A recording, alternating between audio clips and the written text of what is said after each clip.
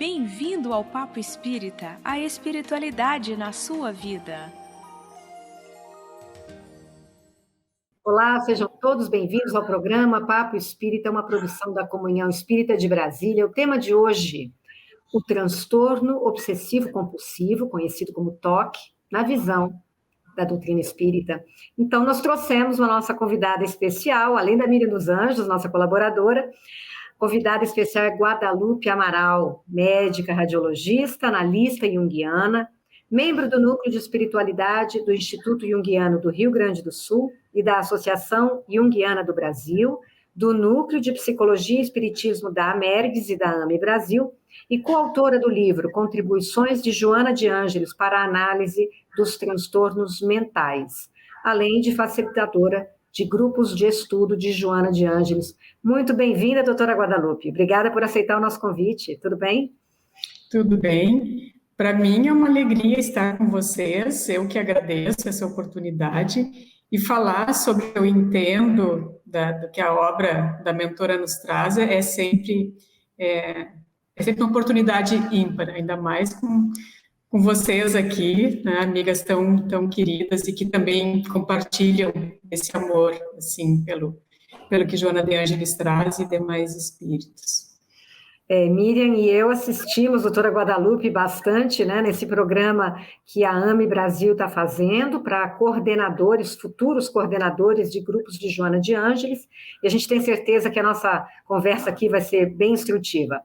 Bom, vamos começar o assunto do TOC, né, o transtorno obsessivo-compulsivo. É um transtorno psiquiátrico de ansiedade que tem como principal característica a presença de crises recorrentes de obsessões e compulsões.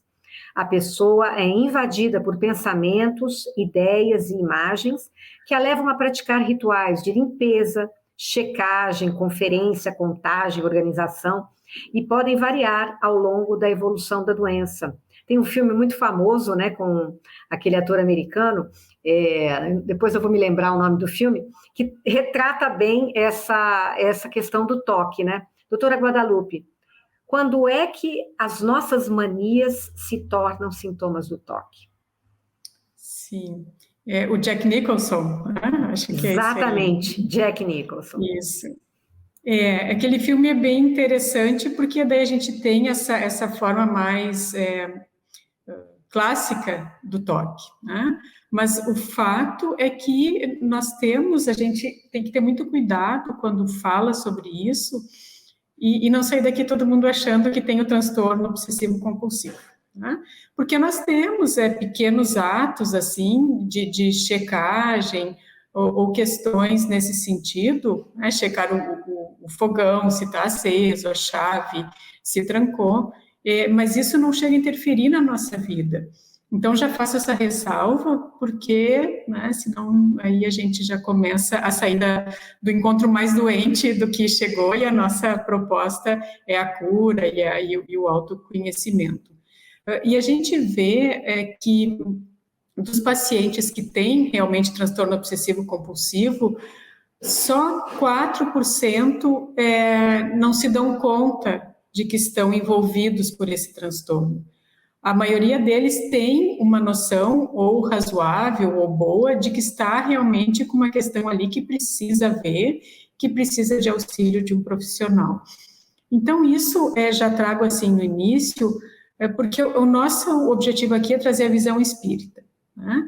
Mas para que deixe claro que aqui é uma conversa de autoconhecimento, mas que o diagnóstico ele realmente é feito a nível profissional, por profissionais habilitados, assim como o tratamento, né, que ele também medicamentoso, também médico da medicina terrena, e aqui a gente traz esse viés, essa abrangência espiritual, né, para que a gente já deixe isso claro no início. Mas a gente tem, assim, essa questão de que em torno de 1,5% a 2% da população, em geral, tem o transtorno obsessivo-compulsivo. É um dado americano, né, então varia bastante. O último DSM, que é o DSM-5, que traz a classificação das doenças, já separou o transtorno obsessivo compulsivo, antes ele estava junto com os transtornos de ansiedade, e agora tem um capítulo dedicado exclusivamente a ele, onde, além do toque, né, do transtorno obsessivo compulsivo, também estão incluídas questões como os acumuladores, como os dismorfismos corporais e outras questões que, por ventura, a gente até pode tocar, mas que não são objetivo agora. Então, é realmente bem complexo, cada ser é um ser, e quando as nossas pequenas questões se tornam um distúrbio realmente severo, não se consegue determinar aqui, mas é importante que isso seja feito em um ambiente e em uma análise realmente muito criteriosa. Miriam? É interessante, né, porque a doutora Guadalupe está falando da complexidade do transtorno, né, e estava aqui pensando na complexidade mesmo que é o ser humano, não é? A gente vem ao longo do Papo Espírita conversando sobre essa complexidade, né, dando umas pinceladas, mas fica muito nítido que as nossas emoções, os nossos sentimentos, eles acabam nos mostrando o nosso ponto nevrálgico, frágil, que a gente deve trabalhar, porque não só eles podem ser somatizados em doenças físicas, né, mas também afetando a questão psíquica, né? Nessa consideração de que somos o que sentimos, né, como disse Hamed uma vez, num dos livros, que eu não me recordo qual é o livro, como, doutora Guadalupe, nós podemos entender ou se há mesmo emoções mais características que podem levar ao desabrochar, né, dessa doença, o transtorno obsessivo-compulsivo? Há alguma conexão que a gente possa fazer entre emoções e a apresentação psíquica, mental, né, desse desequilíbrio? Nessa questão, a gente vai ter sempre muito presente a ansiedade, apesar dele ter ficado separado didaticamente, né, vai estar muito presente a ansiedade e o medo. E tem, nesse padrão de comportamento, uma dinâmica muito ligada à culpa. Então, isso a gente, em linhas gerais, pode ver.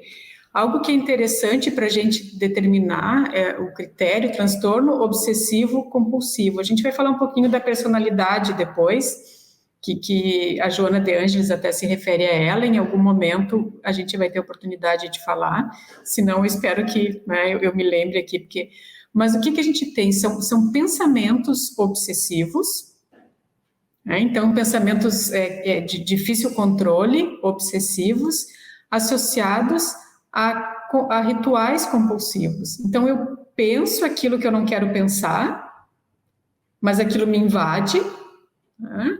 E eu começo com rituais para tentar, em uma fantasia, me livrar daquele pensamento, para que aquele pensamento não ocorra. Daí que vem aquela questão, né? Então, por exemplo, são comuns pensamentos ligados à sexualidade, à religiosidade, pensamentos ligados à agressividade, a fantasias de morte e assim por diante, de doenças, né? E assim por diante. Então, aquele pensamento me toma, aquela obsessão, aquele pensamento obsessivo me toma, e eu crio um ritual para que aquilo não aconteça, dentro de uma fantasia, né? Então, para não acontecer, eu tenho que chavear a porta 17 vezes. Para não acontecer... Então, essa é a dinâmica mais básica do transtorno obsessivo-compulsivo, pensamento obsessivo e rituais compulsivos. A partir daí, varia muito, por que varia muito que tipo de pensamento e que tipo de ritual? Porque tem a ver muito com a trajetória do indivíduo. E aí a gente já entra nessa questão espiritual. São espíritos, né, que trazem, a gente também elabora um pouco mais, mas que trazem isso de outras vidas de alguma forma para trabalhar agora. Então, de acordo com aquilo que a gente carrega, dentro da lei do livre-arbítrio, é a forma como isso vai ou não se externar. Porque não é porque eu tenho culpa de questões passadas, enquanto um espírito reencarnado, que eu vou ter o toque. Mas como é que eu estou trabalhando aquilo? Como é que aquilo chegou até mim? Então, daí realmente a dinâmica varia muito. Mas essa questão da culpa e da autopunição, do medo e da ansiedade e dos pensamentos obsessivos com rituais compulsivos estão presentes. Doutora Guadalupe, muita gente que pode estar nos ouvindo e que ou tem toque já identificado ou convive com quem tem esse transtorno, pode pensar assim, mas da onde eu tenho essa culpa? Da onde isso vem? Se eu não enxergo isso nessa encarnação, né? Assim como a gente vê crianças com tendências suicidas, e a gente fala, o que essa criança viveu para ter um sentimento como esse, né? A gente sabe que o espírito carrega isso, como você disse, de vidas passadas. Como que a Joana de Ângeles, essa nossa mentora, que se dedica a esse lado psicológico, né, espiritual, o que ela fala sobre o toque? Como que as pessoas podem compreender isso numa visão espiritual? Ela tem um capítulo que eu acho muito bom, que está no livro Triunfo Pessoal, né? O meu é essa capinha aqui, e está no o item 6, transtornos profundos, aí depois de depressão, ela fala do transtorno obsessivo compulsivo. E ela vai trazendo, deixa até tem algumas coisas que eu anotei para trazer para vocês, porque ela subdivide em 3 áreas que são justamente essas áreas onde a gente vê essa dinâmica acontecendo. Mas o que ela traz, né? Que o espírito que está envolto nessa questão, ele tem uma defesa do inconsciente pessoal e afasta de si mesmo a sua própria realidade. Então, isso é a primeira coisa que ela fala, né? Se defende do seu inconsciente pessoal. Aí tem outra questão que eu ainda não toquei, que eu acho extremamente importante no transtorno obsessivo compulsivo, que é a questão da sombra. São pessoas, espíritos que têm um medo horrível da sua sombra, né? Então, a sombra, só lembrando todas aquelas questões que a gente traz do Jung, da Joana, né? Que eu não aceito em mim, ou não reconheço, não necessariamente ruins, mas tudo que eu não reconheço em mim está na minha sombra. Então, elas têm um medo horrível da sua sombra e se acham muito piores do que são. Se acham muito mais nocivas, mais perversas do que são. E daí trabalham, por um lado, de um perfeccionismo para não contactar justamente com o que a Joana traz aqui, com o seu inconsciente pessoal. Porque no inconsciente pessoal, a gente vai ter todas essas questões borbulhando lá, querendo serem trabalhadas, já que a gente veio aqui em busca do autoconhecimento, em busca da individuação, em busca da reforma íntima. Só que se a gente não trabalha justamente aquilo que a gente se propôs, a gente acaba ficando parado. Então, o transtorno obsessivo compulsivo, ele lembra, e de certa maneira, muito o mito de Sísifo, que empurra a pedra acima, a pedra escorrega. Então, a gente fica sempre na mesma dinâmica, querendo um resultado diferente, porque não quer contactar com a sombra. Então, isso Joana de Ângeles fala muito claramente ali no Triunfo Pessoal. Uma defesa do inconsciente pessoal, afastando o ser da própria realidade. Porque é nesse mundo íntimo que estão justamente as nossas dificuldades, mas junto com as dificuldades, todo o nosso potencial de vir a ser. E é nesse inconsciente pessoal, onde está a sombra, onde a gente não quer ver, né, enquanto portadores de toque, no caso, que também existe essa facilidade de conexão com energias desencarnadas. Então já vem um ser que tem culpa, que nem sabe por quê, e que não traduz como culpa, né? Porque isso a gente está falando de um entendimento de quem não tem o transtorno. Né? Então, que tem aquela culpa, se acha horrível, não quer contactar com o seu inconsciente pessoal, então tenta ser perfeito, né? tenta fazer de tudo, não chaveia tudo, não pisa no risquinho, para não contactar consigo mesmo. E eu vou continuar aqui o que a Joana fala, mas isso eu acho muito interessante, porque, vejam, por exemplo, o fóbico, né, quando a gente fala das fobias, porque na depressão também vai ter essa questão da culpa, outra, cada um, né, mas vejam as fobias, o fóbico, ele evita o objeto do seu medo, né? O portador do toque, ele não consegue evitar o objeto do seu medo porque está dentro de si, é seu mundo interno. E nesse capítulo do Triunfo Pessoal, a Joana de Ângeles traz isso, tamanho o sofrimento que é. Né? Não que o do fóbico não seja, mas é um ser que está tentando evitar, em última instância, a si mesmo. Né? Tentando controlar a vida através do pensamento. Né, sem se dar conta que isso é impossível. Então, ela fala assim, nesse capítulo, podemos notar 3 diferentes itens sobre o transtorno obsessivo-compulsivo. O pensamento compulsivo, a atividade compulsiva e a personalidade ou caráter compulsivo. Então, o pensamento compulsivo, a consciência ela torna-se invadida por essas representações involuntárias, que são repetitivas, são incontroláveis e vão variando, como eu comentei, de paciente para paciente. O pensamento obsessivo e a atividade, né? Isso que eu estou trazendo lá de dentro da Joana do Triunfo Pessoal. E acho bem interessante que seja assim, e não de um manual de psiquiatria, que tem todo o seu valor, mas para a gente trazer bem para a nossa realidade espiritual, porque justamente nós somos espíritos, e somos esse binômio, né, corpo e mente, espírito, matéria, e Joana integra isso muito bem. Então, na atividade compulsiva, ela traz assim, apresenta-se como incoercível necessidade de ações repetidas, de alguma sorte, um mecanismo para fazer uma catarse da ansiedade de que se é vítima. Então, eu tento me livrar daquele meu mundo interno, aqueles pensamentos que tomam conta de mim, que eu não quero que estejam ali e que eu não consigo tirar de mim.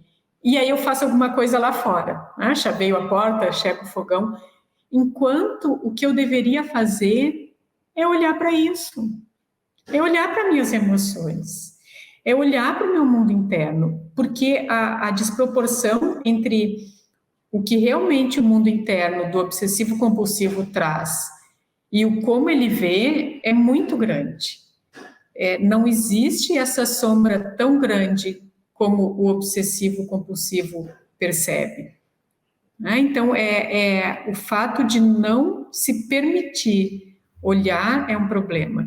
E aí, trazendo de vidas passadas, são seres, né, que somos nós, seres que estão muito ligados a essa dinâmica do orgulho, da vaidade, de não pedir ajuda, de não admitir, e a partir daí tentam controlar, né? Controlar o que é incontrolável, o que é a vida, né? Que a vida é puro movimento.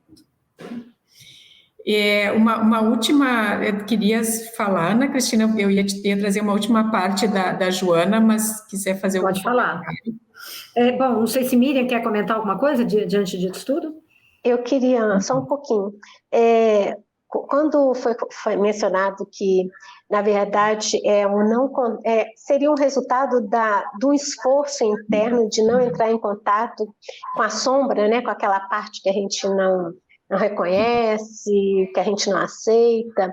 Esse transtorno, ele seria um mecanismo de defesa, seria um instrumento, uma ferramenta que quem tem possa se sentir mais seguro nessas repetições de atitudes. Como é que eu posso entender? Lógico, eu estou entendendo assim, que eu saia conversando, que eu saia distraída, pegue o elevador e esqueça de... Será que eu fechei a porta? Eu acho que isso não é um transtorno. Mas, se eu faço isso diversas vezes naquele mesmo momento, não é? Então, vou e volto umas 17, 15 vezes, eu tenho que observar, né? E o interessante é que 4%, como a senhora disse, doutora Guadalupe, que 4% tem a inconsciência desse transtorno, mas 96%, né, reconhecem esse comportamento, mas não tem o controle no surgimento dos pensamentos, no surgimento da atividade, né? E em um outro momento, a seguir, tenho certeza que a senhora vai falar sobre a questão da personalidade. Mas o que eu queria saber para a psique, para a consciência daquele indivíduo, há uma utilidade, entre aspas, daquele transtorno como defesa, como sensação de segurança. Uma fuga, poderia ser também? Uma fuga, isso. Tem tudo isso, com certeza tem defesa, não é um mecanismo de defesa do ponto de vista literal, mas com certeza é uma defesa e uma fuga, defesa contra si mesmo, uma fuga de si mesmo. Esse percentual pequenininho de 4% é trazido no DSM-5 como aqueles que não têm nenhum insight, né, nenhuma noção, né, inclusive com questões paranoides junto. Os outros, cada um daí variando bastante, tem alguma noção e alguns conseguem lidar um pouco melhor, um pouco pior, né? Então, até isso varia. É uma defesa e traz uma falsa segurança momentânea ao ego, mas junto com essa falsa segurança, tem uma parte ali, vamos, né, falar do self, mas também de núcleos de personalidade um pouco mais saudáveis, porque daí a gente, né, tem vários núcleos de personalidade que percebem que está errado, que alguma coisa não está legal. Então, dependendo daí do grau de estrutura, da forma como esse ego é estruturado, ele vai exacerbar mais ou menos isso, né? Por isso essa variabilidade tão grande. Agora, então, deve atrapalhar muito a vida da pessoa isso, né? E de quem convive com ela, né? Sim, então a gente pode ter pessoas que têm o transtorno mais leve, porque aqueles tipo melhor impossível, a gente vê que é um sofrimento grande, mas que está enxergando. Caricato, né? É caricato até. Infelizmente existe, mas assim, é algo que salta aos olhos. Mas tem pessoas que têm um funcionamento relativamente adaptado, né? E adaptação às vezes é um problema quando é uma questão da personalidade, mas no transtorno adaptado, mas algo fragiliza aquele ego, algum motivo de estresse maior e desencadeia, então, um momento de maior exacerbação do transtorno, né? Lembrando que muito, isso é muito multifatorial, né? Então tem muitas causas e uma complexidade grande, mas muito tem a ver também com, quando a gente traz para o inconsciente pessoal e para essa encarnação, das próprias vivências da infância. Não necessariamente, né?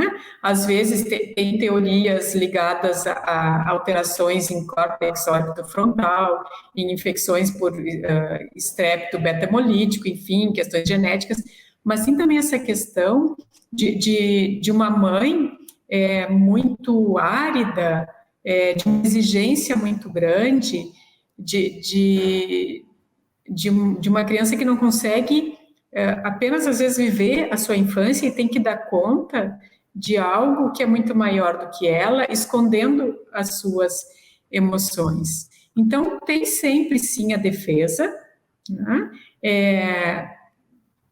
A questão da proteção, de alguma forma, né? É uma tentativa de se proteger, sim, né? Se proteger daquele mundo interno devastador, que a pessoa sente assim, mas que na esmagadora maioria das vezes não é. Tu vai perguntar num tratamento para a pessoa, não tem nada demais, são pensamentos que a pessoa exacerba em uma fantasia de malignidade, mas que não tem uma malignidade em si, né? Mas a pessoa quer ser perfeita, né? E aí daí a gente vai para a questão da materno e paterno, que continuar com aquela imagem de perfeição e não aceita que às vezes tem um lado desajeitado. Então, tem a defesa, tem a proteção, mas tudo são mecanismos ilusórios, ainda mais quando a gente fala em realidade espiritual. Porque é uma pessoa que, por não querer pagar o preço de viver, de entender que a vida também é incerteza, ela não se entrega para a vida. E aí não rompe com aquele padrão, porque romper com o padrão, por mais difícil que seja, aquele padrão que me traz dor, ele é conhecido. Então, romper com aquilo é também um tipo de morte. Eu não sei o que tem depois. E a pessoa, e isso, claro, que não é uma questão consciente, por isso todo um trabalho, né? Mas a pessoa não quer pagar o preço, né? Para eu deixar de ser como eu sou, e para ser de outro jeito, eu preciso deixar de ser como eu sou. Mas o que tem depois? Se a dinâmica que me rege é justamente o controle, tem um tanto de desconhecido, né? Então, realmente é aquela questão de andar em círculos. E o caráter obsessivo, então, que a Joana traz, que eu acho interessante a gente frisar um pouco, porque a gente sai do transtorno e vai para pessoas que têm na personalidade um traço, né, obsessivo. E aí a grande questão é que enquanto o toque, né, vamos botar o exemplo do Melhor Impossível para a gente lembrar bem, né? Enquanto o toque ele é ego distônico, o ego tá em distonia ali, né? A gente está vendo que tem alguma coisa errada, a própria pessoa se percebe. A pessoa que tem um caráter obsessivo, ela tem essa tendência a um ego sintônico, né? Então, ela funciona muito bem, é um profissional extremamente perfeccionista, organizado, que dá conta de tudo, faz tudo, e o que o coletivo vê nisso? Né? Vê uma performance excelente e estimula isso. E nada disso é por mal. Vejam que não é uma dinâmica, em algum momento, perversa por si. Mas somos nós vivendo. Só que daí, nessa questão, é muito mais difícil da pessoa se dar conta. Ela não percebe porque aquilo é um estímulo, né, doutora? É um estímulo. E ela tem um reforço também externo e ela acha que ela está funcionando bem, mas deve ter uma carga interna que denuncia, né, que aquilo não é saudável de alguma forma, não? Porque que bom que as pessoas sejam proativas, funcionais, mas o fato é a polarização. O que está ficando na sombra? Né? Então, que preço a pessoa está pagando para entregar tanto assim para o coletivo, de uma forma geral? Então, a questão não é essa eficiência, a questão é o caráter que está por trás disso, porque a pessoa pode ser assim, mas ter os seus momentos também de entender, né, que pode errar, que todo mundo erra, que às vezes não vai dar conta, né? Pessoas assim às vezes cobram demais da família, dos empregados, dos colegas, também projetando o seu mundo interno lá fora. Então, a questão é não perceber, né? Porque tudo isso também pode acontecer em pessoas que têm um trabalho de autoconhecimento. Então, não é uma coisa assim, agora tem que ser desleixado, né? Mas o que está por trás? Né? O que está por trás disso tudo? E aí a Joana traz, então, justamente no caráter obsessivo, essas pessoas que foram crianças vítimas de um ambiente emocional duramente severo e que eram obrigadas desde cedo a reprimir emoções e sentimentos e se apresentam daí mais como intelectuais do que como sentimentais, que são mecanismos escapistas que vão se impondo no inconsciente. Aí a gente entra nessa questão tanto do toque como do caráter, de pessoas que têm uma dificuldade muito grande de entrar em contato com as suas emoções, com seus sentimentos, porque se elas não forem perfeitas, elas acham que não serão aceitas. Não serão aceitas. e quem não se aceita são elas, né? Sim. Então, é um sofrimento muito, muito complicado mesmo. Agora, eu queria entrar, doutora Guadalupe, nessa questão de como a doutrina espírita, ou o conhecimento desse lado espiritual, né, que você está nos passando, como ele pode auxiliar essas pessoas, porque eu entendo que deva existir, né, algum tratamento medicamentoso no lado da psiquiatria, a terapia, tudo isso deve auxiliar a pessoa que é diagnosticada com toque. Mas e esse lado espiritual do autoconhecimento? Além da terapia, o que auxilia a pessoa nessa trajetória? Dessa encarnação em que ela expõe isso, né, essa dificuldade? Vamos começar com a questão, indo bem para a questão espírita, né? A gente entendendo que existe um caráter de auto-obsessão, que acho que a gente já deixou bem claro, né? Esse pensamento obsessivo acaba tendo esse caráter de auto-obsessão e de hetero-obsessão, né? Porque eu tenho culpa, posso não saber porquê, mas os meus credores sabem. Então, por eu ter essa fragilidade egóica e não trabalhar meu mundo interno, eu abro campo para as obsessões de desencarnados que, de uma forma ou de outra, estão ligados a mim. Então, e às vezes não, é muito difícil romper com esses padrões. Então, eu começaria lembrando dos tratamentos de desobsessão e do passe. Porque assim como na depressão, os quadros de toque mais severos, vai ser difícil que a pessoa comece por si mesma a dar-se conta. Então aí a desobsessão e a bioenergética, o tratamento energético em geral, como Joana de Ângeles traz, e a desobsessão e os passes vão ser fundamentais. A água fluidificada. Então, porque às vezes a gente tem um familiar, um amigo, uma amiga, um desconhecido que está nessa questão, e às vezes a ajuda tem que vir mais de fora, né? A gente sabe que é difícil, né? Uma coisa é falar, outra coisa é conseguir se transformar. Então, começaria com essa questão, né? Dessa ajuda que pode vir de fora, também tentando mudar o padrão energético dessa pessoa. Junto com isso, é essencial o comprometimento com o autodescobrimento, porque não tem passe, não tem desobsessão, não tem água fluidificada que adiante se nós não nos transformarmos, né?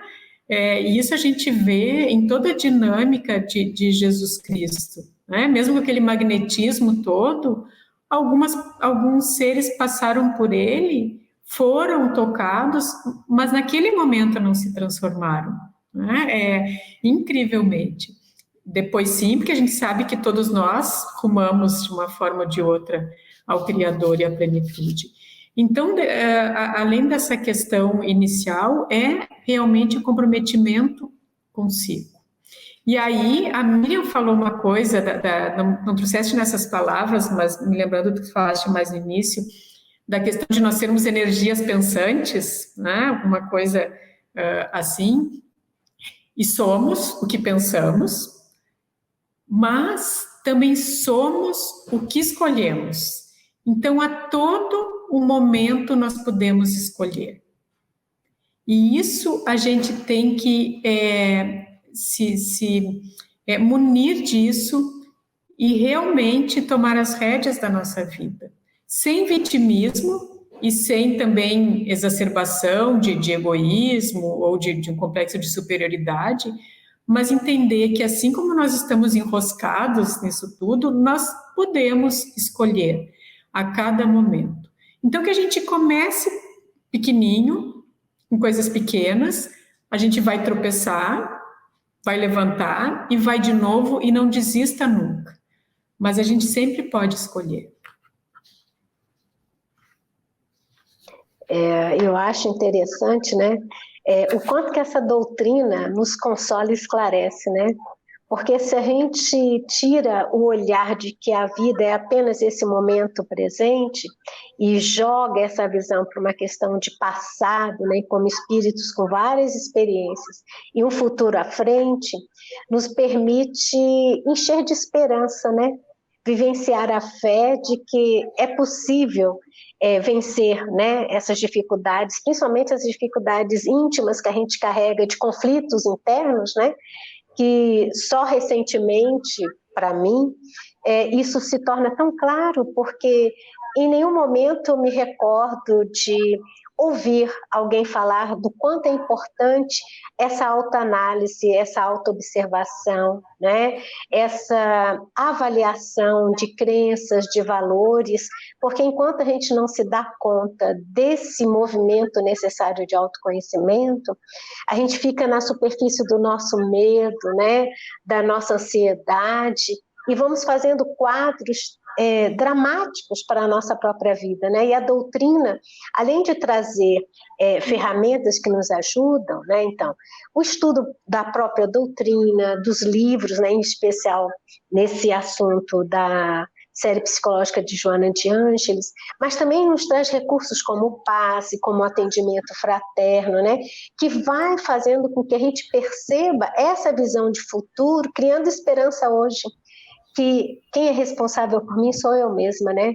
E isso para mim, eu vejo, é tão complicado, porque nós não fomos ensinados a entender que a minha felicidade ou infelicidade está nas minhas mãos. Só depende de mim, né? Que a gente está sempre com esse hábito do externo. É a situação, é o outro, é Deus, né? Que às vezes é culpado por me trazer tanto transtorno e tanta dificuldade.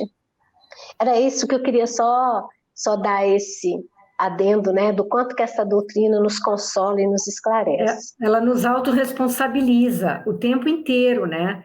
Então, não importa o que esteja acontecendo na sua vida, você vai ter que dar conta, né? É claro que em etapas, mas cada vida vem para a gente dar conta de alguma questão, né?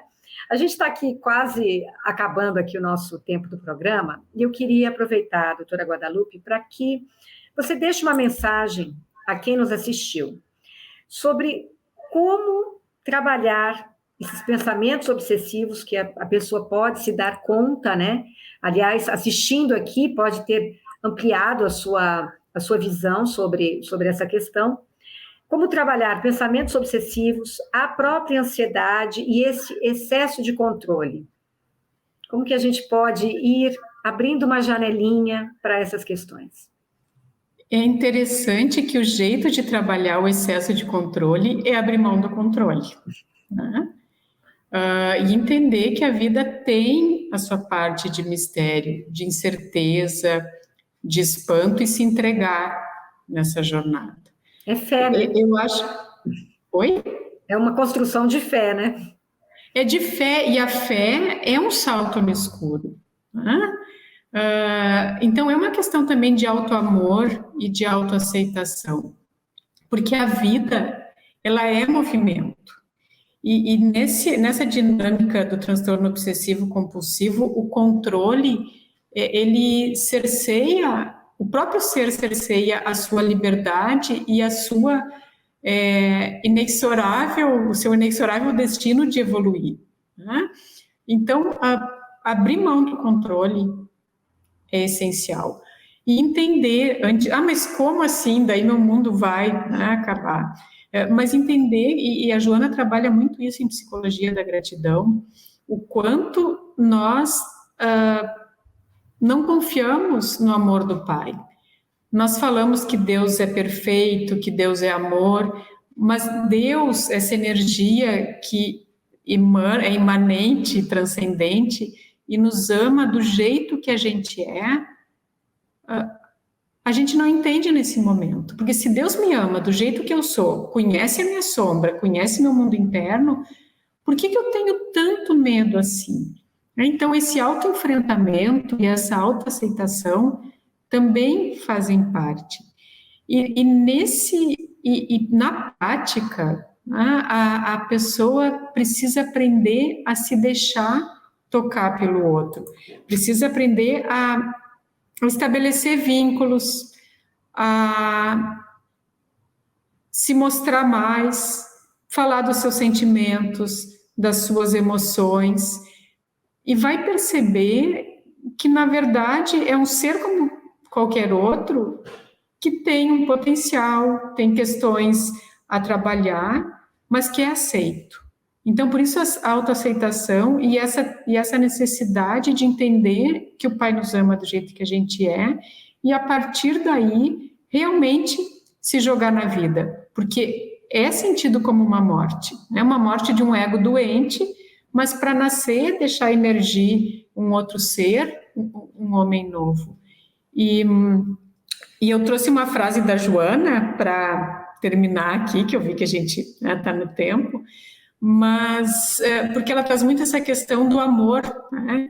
Então ela disse assim, ó, que o amor deve ser a causa, meio e fim para o comportamento humano feliz, que desperta com anseios de plenitude.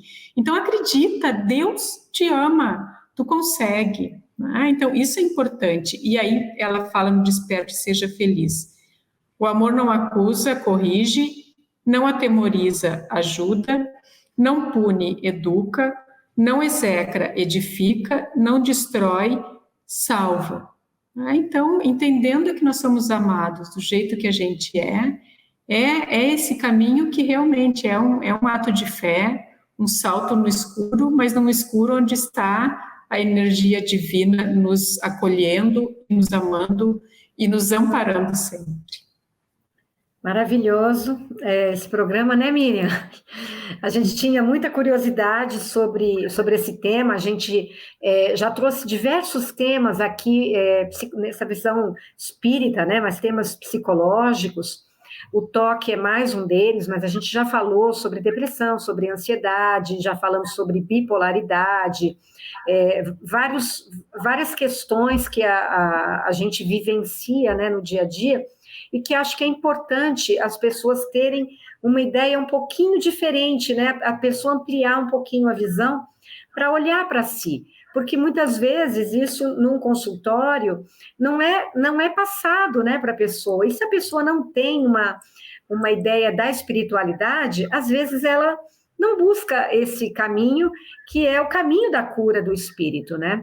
Então, é importante a gente trazer essas perspectivas, graças a médicos, psicólogos, né, terapeutas como a doutora Guadalupe, e a gente sempre recebe elogios e as pessoas agradecem por ampliarem essa visão.